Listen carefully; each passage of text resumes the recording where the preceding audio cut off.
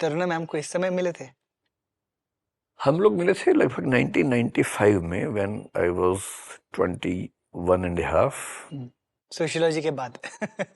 नहीं, लगभग same time. हाँ, मैं ओके। उसी समय पढ़ ही रहा था कॉलेज में, दिल्ली यूनिवर्सिटी में। मैं एक साल सीनियर था, वो एक साल जूनियर थी। डिबेटिंग में ही बेसिकली मिलना हुआ था। She had come to listen to some debates, I was the participant. फिर हमारी बातचीत होनी शुरू हुई, कुछ संयोग भी उसमें रहे मिलने में। फिर हम लोगों ने 97 में शादी कर ली थी, वेरी अर्ली। मैं उस समय 23 साल का था। आपको इतनी जल्दी कैसे यकीन हो गया था कि this is the woman for me? इतना तो हम सोचते भी नहीं थे उस समय। आजकल की जनरेशन बहुत सोचती है, क्योंकि इनके पास ऑप्शंस बहुत होते हैं। हमें तो कभी दिमाग में सब आता ही नहीं था। बात हुई, ठीक लगा तो हो गया, इतना क्या सोचना है। ओवर थिंकिंग भी तो प्रॉब्लम है अपने आप में। तो ठीक है, शादी कर ली। आपके आपके रोल अपने रिलेशनशिप में हमेशा से इक्वल थे, या फिर आपने भी कुछ सीखने की कोशिश की जब वो आपकी लाइफ में आई हैं? मतलब हमारे घर में मेरा ख्याल है कि उनकी ज्यादा चलती है मुझसे ज्यादा, पर ये तो सबका ख्याल होता है शायद। पर मैं काफी हद तक ऑब्जेक्टिव हूं, तो अगर उन्होंने कोई फैसला कर लिया तो जनरली वो सब मानते हैं। लेकिन हाँ, कुछ मामलों में फिर मेरी बात ज्यादा सुनी जाती है। तो डिवीजन ऑफ लेबर मेरे ख्याल से हमारा ऑलमोस्ट सिमेट्रिकल, ऑलमोस्ट इक्वल जैसा है। मतलब डोमेस्टिक स्पेस में हम ये कह सकते हैं। एक मुझे काफी ये भी बहुत कूल चीज लगी कि एट दैट टाइम आपने दृष्टि आईएएस तरुण मैम के साथ फाउंड किया, which is not something that again अभी भी, मतलब फीमेल फाउंडर्स हमारी कंट्री के अंदर कितने कम है। ट्रेडिशनल अंडरस्टैंडिंग की जो मैं फीडबैक कर कोशिश कर रहा हूँ, एक मेल इनसिक्योरिटी भी होती है ना, ये वर्किंग विद अ पार्टनर। आपको उन चीजों से कभी कोई स्ट्रेस नहीं था? अब you were very secure always. Ego को आपने कभी थॉटफुली ओवरकम किया है? मतलब ईगो तो आती है, इससे तो कोई नहीं बच सकता है। ईगो कभी कभी उनको भी आती होगी, कभी मुझे भी आती होगी। कई बार हमें लगता है कि हमारा सोचने का तरीका ही ऑथेंटिक है, ज्यादा ठीक है। पर मैंने एक चीज सीखी है कि पर्सपेक्टिव्स दूसरों के सुन लेने से कई बार फैसले अच्छे होते हैं। जी। So although she is not much into the management right now in Drishti, but many times whenever the crisis comes, she becomes a troubleshooter in some sense. जैसे किसी बहुत अच्छे टीचर को दृष्टि में लाना है और किसी वजह से हम नहीं मैनेज कर पाए, so maybe she will talk and that person will come.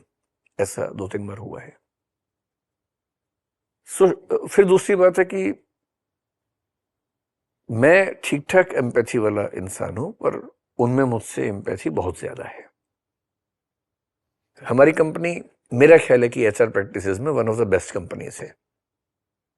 Like we are one of few companies जहां मेंस्ट्रुअल लीव भी पेड मिलती है।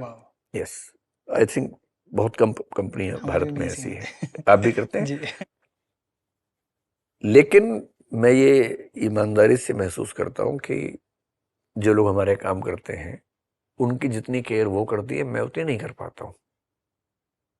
फिर इसी तरह से जो जिंदगी में, मैं तो मनहूस टाइप का आदमी हूँ, बहुत ही अकेला रहना पसंद करता हूँ, बुक्स पढ़ता रहता हूँ। मतलब बहुत लाइवली उस तरह से नहीं हूँ कि मैं उछल कूद मचाता रहूँ। घर में अगर मैं अकेला हूँ तो घर और शमशान घाट एक जैसा हो जाता है, उस दिन कब्रिस्तान जैसा घर बन जाता है। उनके होने से यह है कि घर में लाइवलीनेस रहती है। जी। वो है तो शोर शराबा, हल्ला गुल्ला, कुछ ना कुछ होता रहेगा।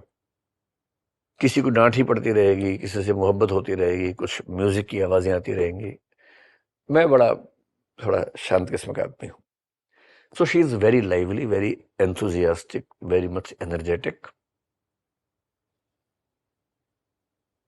तो ठीक है, और दोनों एक जैसे होने से फिर मजा भी क्या है लाइफ में, थोड़ा रहना भी चाहिए। सर एक अगर टिप अगर आप देना चाहेंगे, बिकॉज इस जमाने में सिचुएशनशिप का जो जमाना है, उसके मैंने भी अंदर सुना है। आपका ये इतना लंबा रिलेशनशिप रहा है। पहली बात तो हम लोग इतने 30 मार खा है नहीं कि हम कहें कि हमारा रिश्ता दुनिया में सबसे शानदार रिश्तों में से, कि ठीक है, मतलब हम लोग जैसे एवरेज लोग होते हैं वैसे ही हैं, शायद थोड़े से बेहतर होंगे। मैं चाहता हूँ कि ग्लोरिफिकेशन ज्यादा ना हो, हम ठीक एवरेज कपल है, एक दूसरे को स्पेस देते हैं। ये हमारी ब्यूटी, जो सबसे अच्छी बात मुझे लगती है, स्पेस हम एडिक्वेट स्पेस देते हैं। So she lives her own life, I live my own life, and we live together and we are comfortable with each other. तो उनको कुछ वेंचर करना है तो उनको मुझसे पूछना नहीं है, करेक्ट। बताना है कि मैं ऐसा सोच रही हूँ और मेरी सपोर्ट है ही। मुझे कुछ करना है, अगर मैं कल को ये भी कहूँ कि मैं सब छोड़ के पॉलिटिक्स में जाना चाहता हूँ, मुझे पता है कि 1 सेकंड भी नहीं लगेगा, वो बोलेंगे ठीक है चले जाओ। या फिल्म बनाना चाहता हूँ, 1 सेकंड भी नहीं लगेगा, बोलेंगे ठीक है चले जाओ।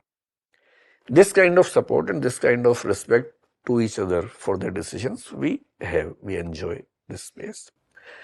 लेकिन इसके बावजूद मुझे लगता है कि एक ही वर्क प्लेस पे एक साथ होने में टसल होने का बहुत स्कोप रहता है।